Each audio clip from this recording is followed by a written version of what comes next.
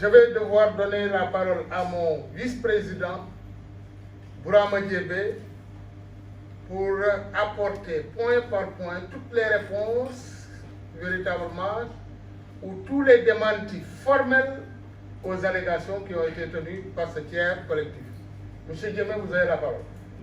Concernant la nomination du directeur général de l'UCCMS, le processus de recrutement du directeur général du CMS a été conduit par l'administrateur provisoire AP sous la supervision du comité de suivi de l'administration provisoire CSAP, conformément aux missions qui lui avaient été confiées par l'arrêté ministériel l'ayant instauré.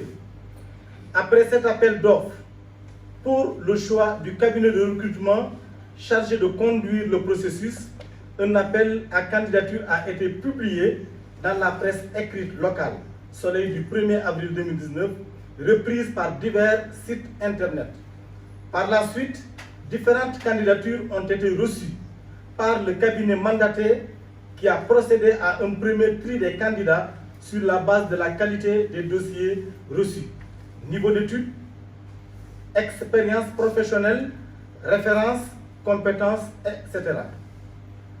Les candidats triés ont subi différentes auditions avec le cabinet avant qu'un second écrémage ne soit fait pour obtenir une shortlist des meilleurs profils qui ont été reçus par un jury composé du comité de suivi de l'administration provisoire, les représentants de la DRS-SFD, de la BCAO, du ministère des Finances et du Budget, du directeur général de la Banque agricole, de l'administrateur provisoire de l'UCCMS.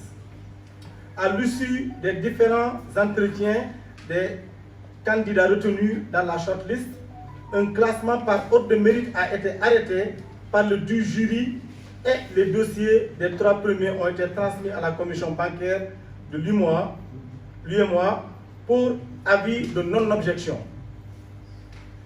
La commission bancaire, sur la base des dossiers communiqués, a exprimé un avis de non-objection sur l'ensemble des profils proposés qu'elle a validé quant à l'honorabilité au niveau de formation et l'expérience professionnelle requis pour exercer la fonction de directeur général d'un SFD agréé.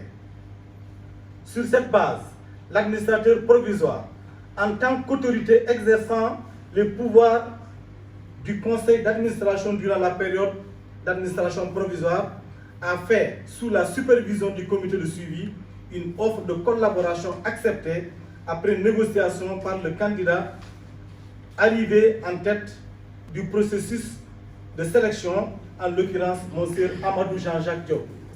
Ainsi, un contrat de travail a été signé entre les parties le 14 juin 2019 avec pour date d'effet le 1er juillet 2019 et un acte de nomination de M. Amadou Jean-Jacques Diop en qualité de DG de l'UCCMS a été signé le 28 juin 2019 par l'administrateur provisoire, autorité exerçant en ce moment les pouvoirs du conseil d'administration.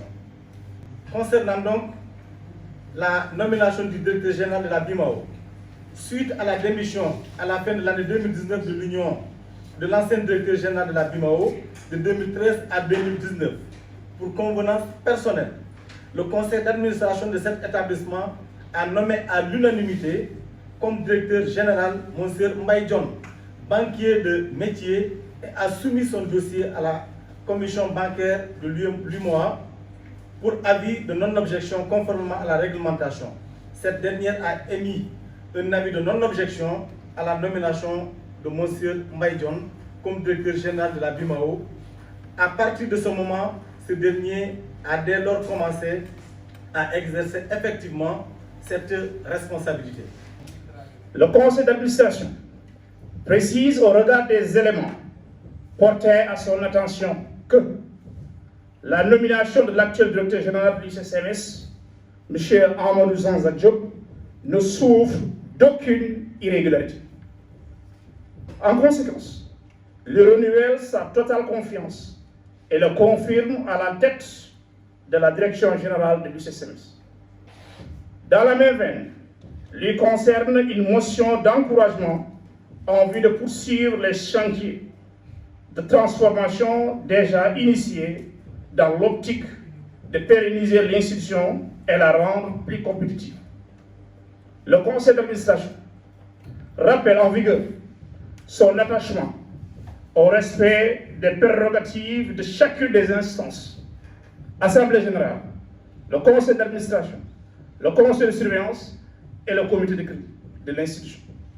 Donne mandat au directeur général de tout mettre en œuvre pour le respect strict du secret bancaire et des principes de confidentialité qui gouvernent nos activités conformément aux dispositions légales, réglementaires et internes en vigueur.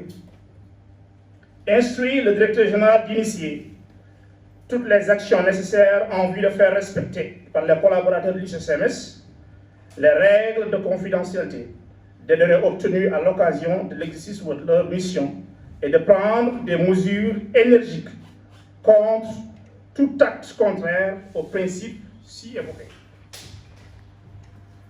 Recommande de mettre en place un dispositif de communication interne et externe en vue de rétablir la vérité des faits sur l'ensemble des points évoqués par le collectif. Exhorte le directeur général à prendre les mesures adéquates pour identifier les failles ayant conduit au partage et à la circulation de données réputées confidentielles et l'autorise ainsi à prendre toute mesure légale visant à dissuader la commission d'actes constitutifs de violation des règles de confidentialité. Invite le directeur général à prendre toute mesure de nature à adopter l'institution de mécanismes permettant de renforcer la sécurité des données de notre possession. Fait à Dakar le 29 mai 2021.